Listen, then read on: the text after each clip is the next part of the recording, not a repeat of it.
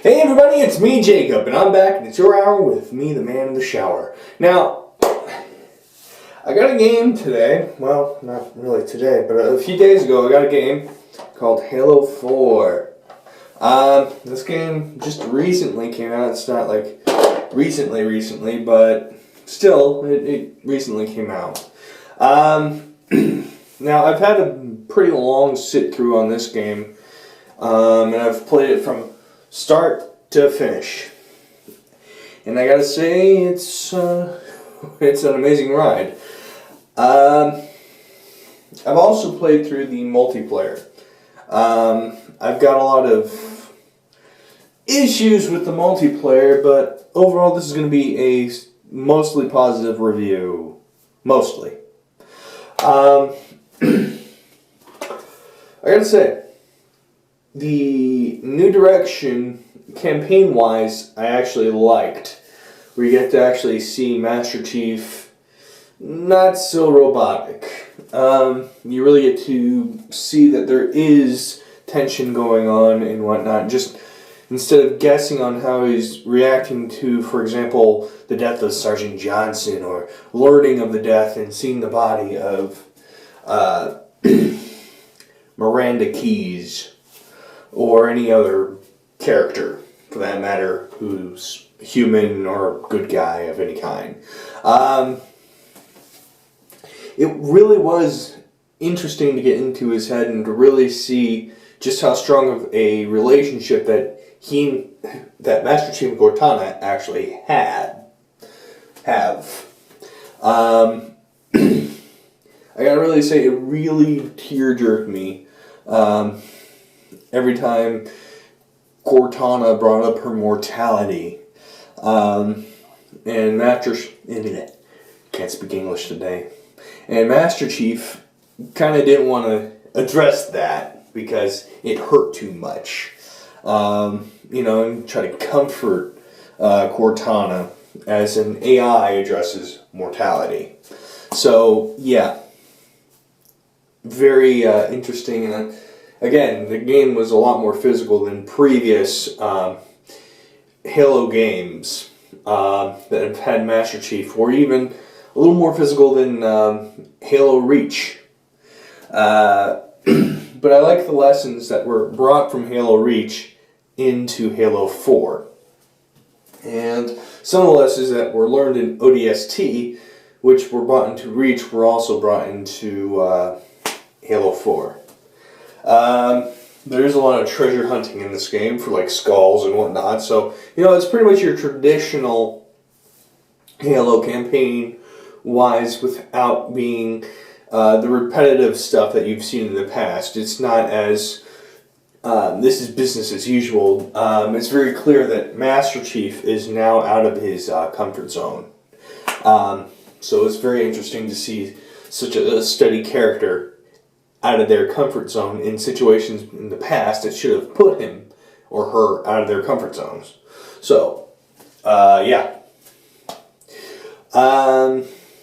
Multiplayer, however, was my biggest problem. Especially with the Infinity modes. I actually liked Spartan Ops. That actually was an interesting addition. While I'm not exactly sure how it fits into the whole scheme of things in the Halo universe, I do get the sense that this is going to it's going to be brought into effect into Halo 5. And yes, there will be a Halo 5 and a Halo 6. This is going to be a new trilogy. So whether or not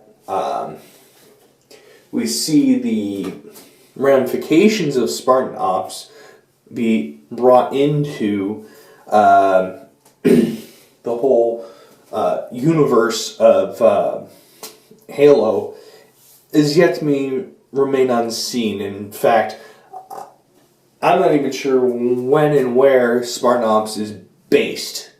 So, I'm going to guess it's based after the events of Halo 4.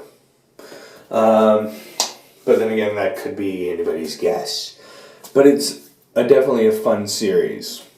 So, watch and play on that one. But The War Games is where I have the problem because it comes into a more Call of Duty-esque kind of feel. Now, this is where I have my problem because I know some games work with a kind of a Call of Duty-esque kind of theme, like, for example, games like Medal of Honor with the theme it did.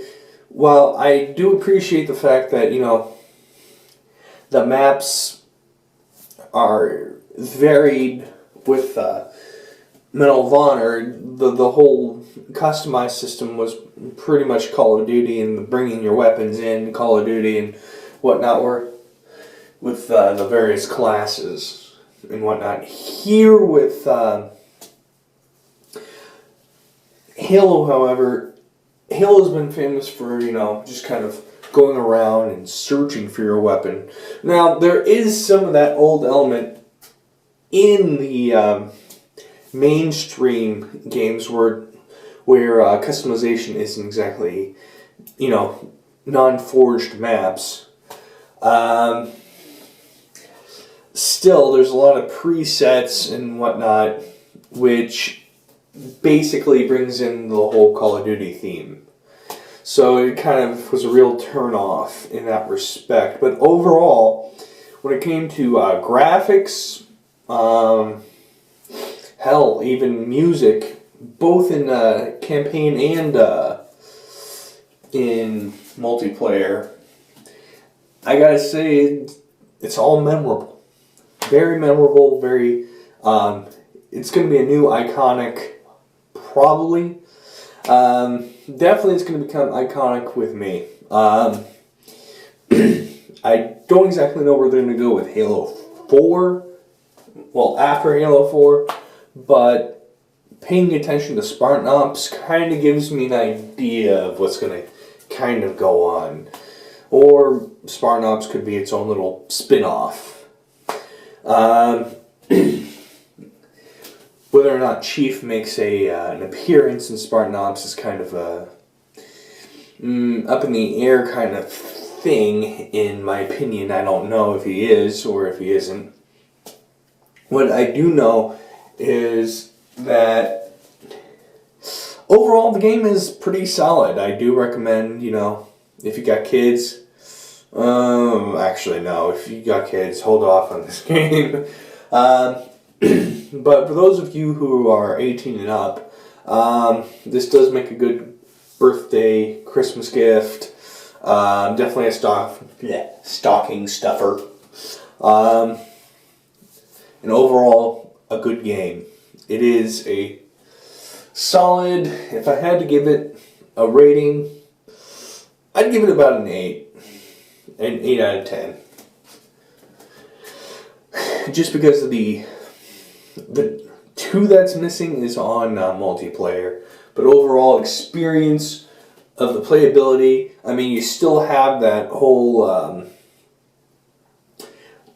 learning curve lack. You don't have any of the other things that are, really kind of known for the Call of Duty franchise, but you do have things like calling in stuff and all that other fun stuff that revolves around Call of Duty, like bringing in set weapons, loadouts, just all that stuff, and unlocking weapons and whatnot.